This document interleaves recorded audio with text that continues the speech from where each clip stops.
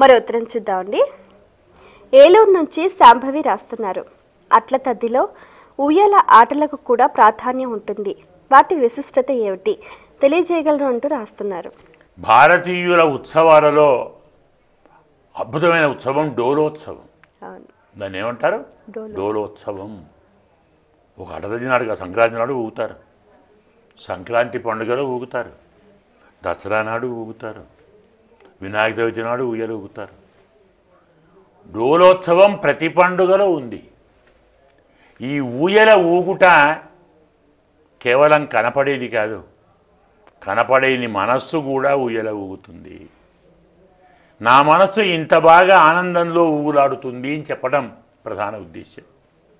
ఇంకొక ఉద్దేశ్యం, మనకు ఊయల పరమార్థాన్ని చెబుతుంది.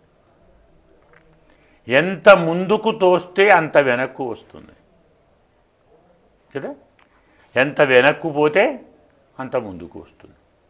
అవునా? మన జీవితాలన్నీ ఉయ్యాలలే కదా.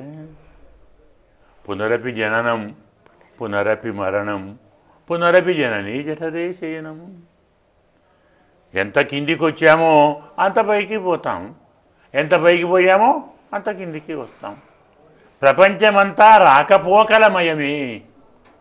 వస్తుంటాం పోతుంటాం, వస్తుంటాం పోతుంటాం. ఏదీ స్థిరం కాదు, అన్నీ చంచలములే. మనమే చంచలం చేసుకుంటున్నాం. ఉయ్యలు ఎందుకు కానీ అతను కూర్చోరాదా? కూర్చుంటే బాగుండదు, ఊగుతుంటేనే బాగుంటుంది.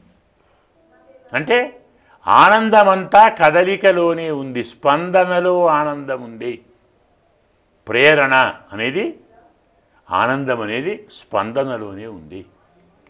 అగాధము స్పందనలోనే ఉంది కదా. ప్రపంచం యొక్క సృష్టికి మూలమేమిటి? పరమాత్మ ప్రకృతిని క్షోభింపచేశాడు అంటే స్పందనే కదా. కాబట్టి ఈ సృష్టికి మూల కారణము స్పందన, ప్రాణి జీవితానికి మూల కారణము స్పందన. ప్రపంచంలో ఆనందం కానీ విషాదం కానీ ఏర్పడేది స్పందన వల్ల. రాకపోకలు ఊయలకు నిదానములు, సూచికలు. ఇలా డోలోత్సవంలో ఎంతో పరమార్థం ఉంది.